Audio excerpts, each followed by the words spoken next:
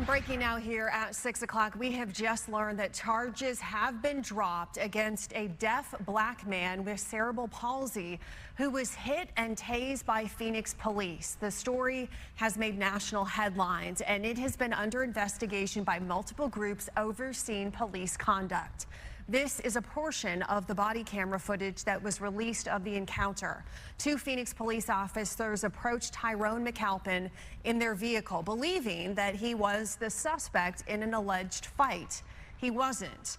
They punch him and they tase him. Both say that they were injured by him. Fox 10's Nicole Christine has more tonight.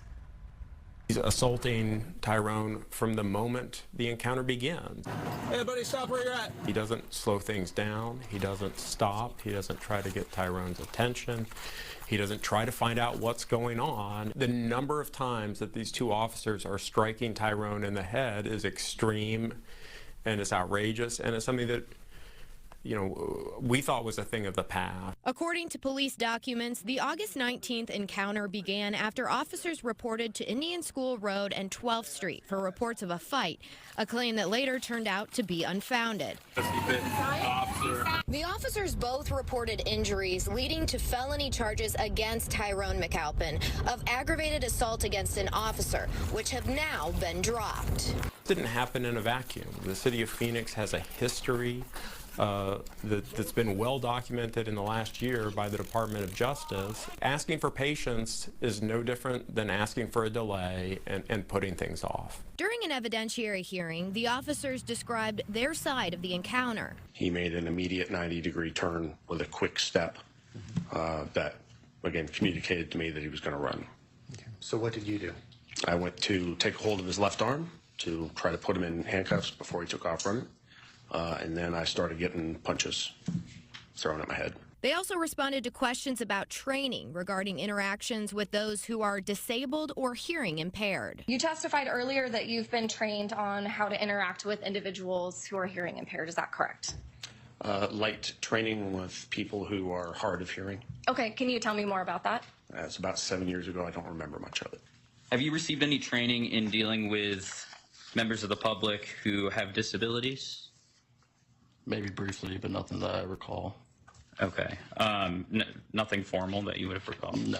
Showalter said he doesn't have much faith in Phoenix PD being able to police itself or provide adequate training when it comes to those who are hearing impaired.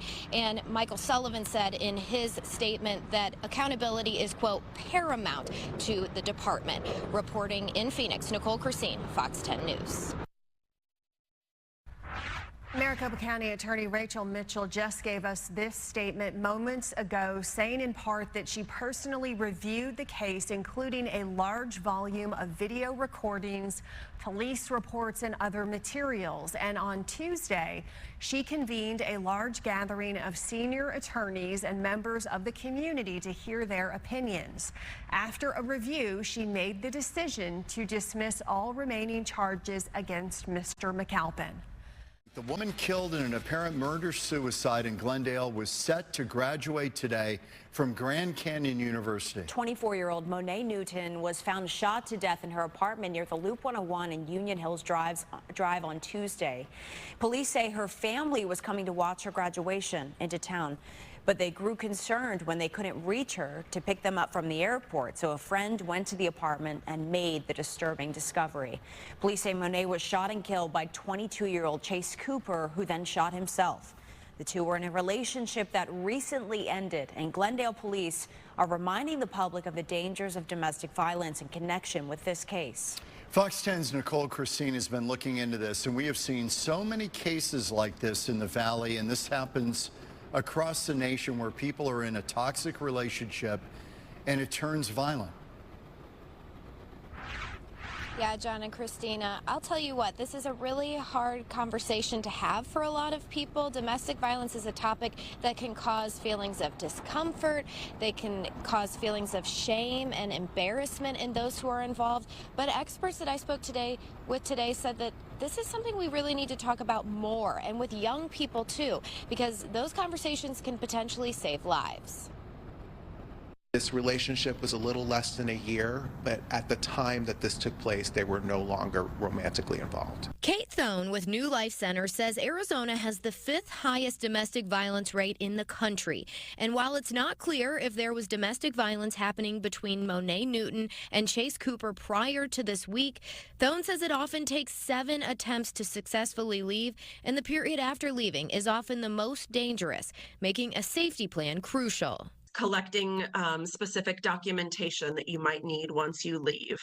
It is doing some things on your technology that doesn't allow your abuser to know your location. Thone says warning signs for abusive relationships aren't always physical. And that would include insulting, demeaning, shaming you, threatening, pressuring you to do things that you don't want to do, controlling your finances. All of these things have to do with power and control. And she says concerned loved ones need to understand the abused person knows the situation and their abuser best. They understand what might set them off or might trigger them. So I think just trusting in that person to know what to do, but also to be a non-judgmental friend who they can come to and, look for resources for them. And speaking of resources, there are several for people throughout the valley, including New Life Center. But the Domestic Violence Hotline, which is a national hotline, that's available 24/7 for anyone who may need some help. That number is 800-799-7233. And you can also text BEGIN to 88788. And that number will allow you to talk to someone if you aren't as comfortable talking over the phone. Reporting live tonight, Nicole Christine, Fox 10 News. Nicole, thanks. Developing story tonight out of Tucson. The Republican candidate for sheriff has been placed on leave from the Pima County Sheriff's Office following investigation into campaign activities while on duty. According to the Sheriff's Office, this all began Saturday when another deputy was seen holding a campaign sign saying deputies don't want nanos in uniform. Chris Nanos is the other candidate in the race. This kind of activity is not allowed under department policy.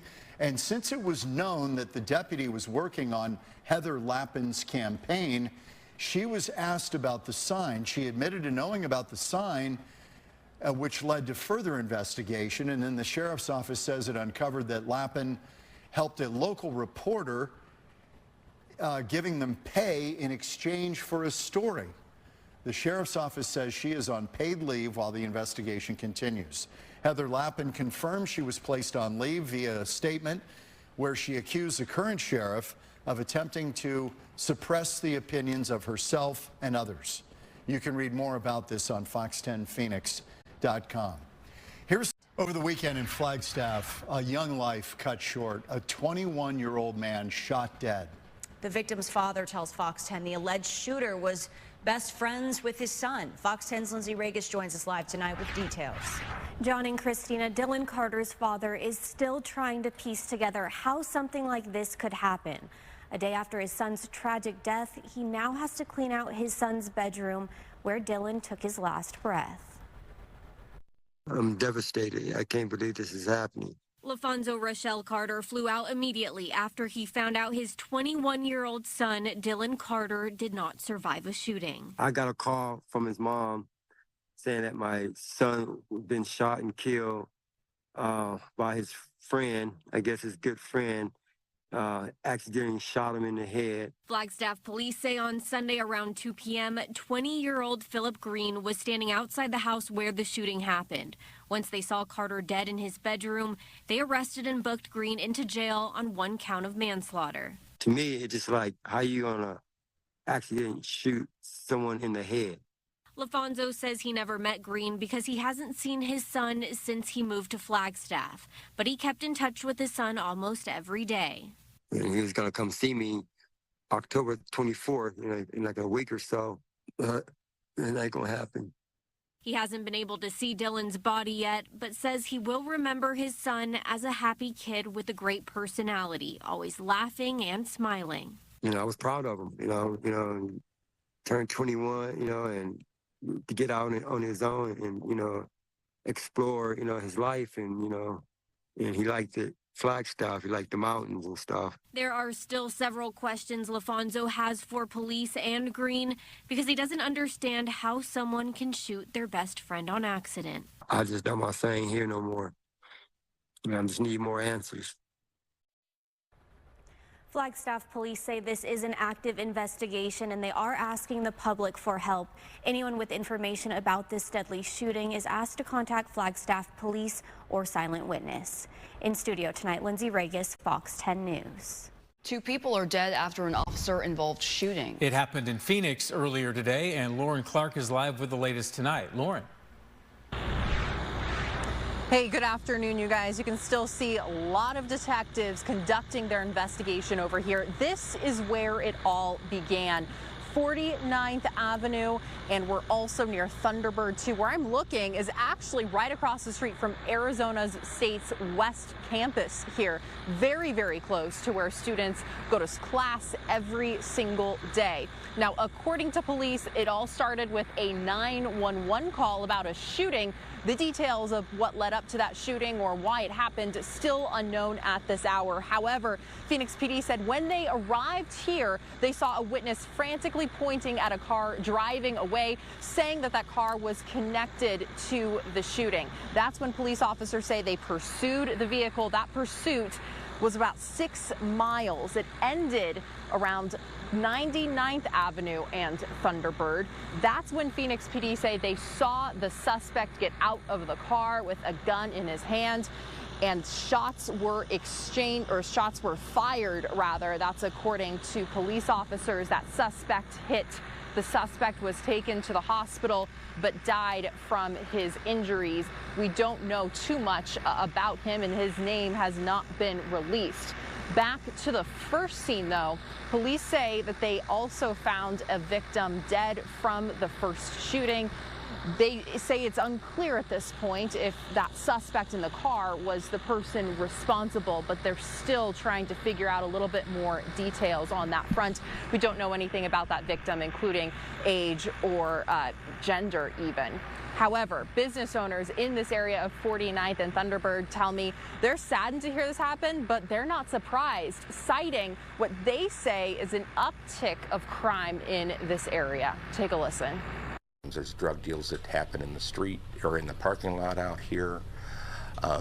They've had people accosted here. They've come through and broke our windows twice. And one business owner even saying he's concealed carrying for the safety of his and his customers at this time. And then 2 separate business owners told me that there was just recently a shooting in this area too.